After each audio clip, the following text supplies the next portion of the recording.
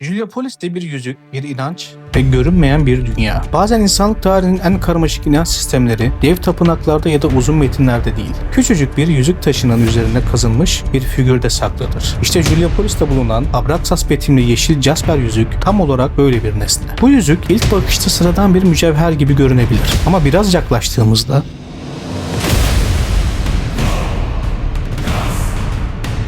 bizi Roma İmparatorluğu'nun dinsel çatlaklarına, erken Hristiyanlık öncesi mistik araçlara ve insanın görünmeyeni anlama çabasına götürür. Juliopolis, Helenistik dönemde Gordikome, Roma'da ise imparatorluk ideolojisiyle yeniden adlandırılmış bir kent. Bugün sessiz, hatta kayıp sayılabilecek bu yerleşim, M.Ö.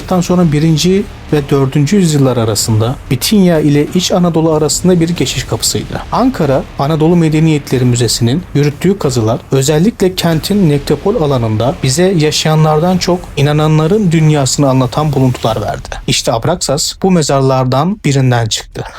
Abraxas tek bir tanıma sığmaz. Ne tam anlamıyla bir tanrıdır ne de sıradan bir demon figürü. Gnostik düşüncede Abraxas evrenin işleyişini yöneten kozmik bir güç. Hatta bazen tanrının dünyaya yansıyan yüzü olarak görülür. İkonografisi bunu açıkça anlatır. Horozbaşı karanlığı yaran sabahı, uyanışı ve bilgiyi simgeler. Zırhlı insan gövdesi korunmayı ve bilinçli varoluşu temsil eder. Yılan bacaklar dönüşümü, gizli bilgiyi ve kadim bilgelik geleneğini taşır. Kırbaç kozmik düzeni harekete geçiren gücü. Kalkan ise kötülüğe, kaosa ve bilinmeyene karşı savunmayı simgeler. Tabii bütün bunların anlamlandırmak için mistik bir felsefe akımına bakmamız gerekir. Gnostisizm. Kurtuluş, imanla değil bilgiyle mümkündür. Yani gnosisle. Bu bilgi herkese verilmez. Aranır, çözülür ve sembollerle aktarılır. İskenderiyeli Basilies, Abraxas'ı bu sistemin merkezine yerleştirir. Ona göre dünya kusursuz bir tanrıdan değil, ara varlıklar zincirinden oluşmuş. Abraxas da bu zincirin en güçlü halkalarından biridir. Bu yüzden Abraxas yüzükleri sadece süs değil, beni koru, bana yol göster, kaderimi değiştir demenin taşlaşmış halidir. Antik dünyada inanç tapınakta başlar ama mezarlıkta derinleşir.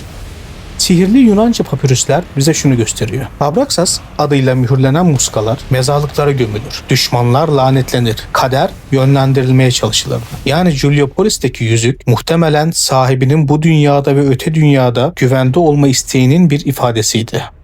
148 numaralı mezardan çıkan Abraxas yüzüğü M.Ö. 2. yüzyıl ortaları 3. yüzyıl başlarında tarihleniyor. Aynı mezarda Marcus Aurelius ve Septimus Severus dönemine ait sikkeler bulunması bunu doğruluyor. Bu dönem Anadolu'da Hristiyanlığın henüz yer altındayken pagan inançların çözülmeye başladığı, mistizm en yoğun yaşandığı zaman dilimidir. Bu yüzden Juliopolis, Abraxas yüzüğü şunu fısıldar. Yeni bir inanç gelmeden önce insanlar eski tanrılarla son kez konuşuyordu. Bu yüzük bir büyücünün değil, korkularıyla, umutlarıyla ve bilinmeyene duyduğu merakla yaşayan bir insanın sesidir. Belki de Abraxas'ın asıl gücü buradadır. Bugün çocukların bile bildiği abrakadabra sözcüğü aslında antik dünyada korkuyla fısıldanan bu isimden geliyor. Abraxas. Bir zamanlar bu kelime sahnede değil hastalıkların, lanetlerin ve ölüm korkusunun karşısında kullanılıyordu. Antik dünyada Abraxas bir eğlence sözcüğü değil, adı anıldığında etkisi olduğuna inanılan kutsal ve gizli bir isimdi. Gnostik düşüncede bazı isimlerin yalnızca telaffuz edilerek bile koruyucu ya da dönüştürücü güç taşıdığı kabul edilirdi. Abraxas da bu etkili isimlerden biridir. Antik ve geç antik dönem metinlerinde özellikle sihirli Yunanca papirüsler ve geç Roma erken Bizans tılsım geleneğinde Abraxas isminin yazılarak, tekrar edilerek, aşamalı biçimde kısaltılarak kullanıldığı örnekler bulunur. Abrakadabra kelimesi de büyük olasılıkla bu uygulamalardan türemiştir. En bilinen kullanım biçiminde kelime üçgen şeklinde satır satır eksiltilerek yazılır. Bu yazımın amacı hastalığın, kötülüğün ya da lanetin adım adım yok olmasıdır. Yani kelime küçüldükçe sorun da küçülür. Bu uygulama Roma döneminde özellikle ateşli hastalıklar ve kötü ruhlara karşı kullanılmıştır. Akademik metinlerde sıkça şu vurgu yapılır. Abrakadabra Abraxas'ın halk arasında sadeleşmiş ve ritüelleşmiş bir devamıdır. Belki de Abraxas'ın gerçek gücü bir yüzük taşına kazınmış figürde değil, yüzyıllar önce mezarlıklarda korkuyla ama umutla fısıldanan bir ismin bugün hala dilimizde yaşıyor olmasındadır.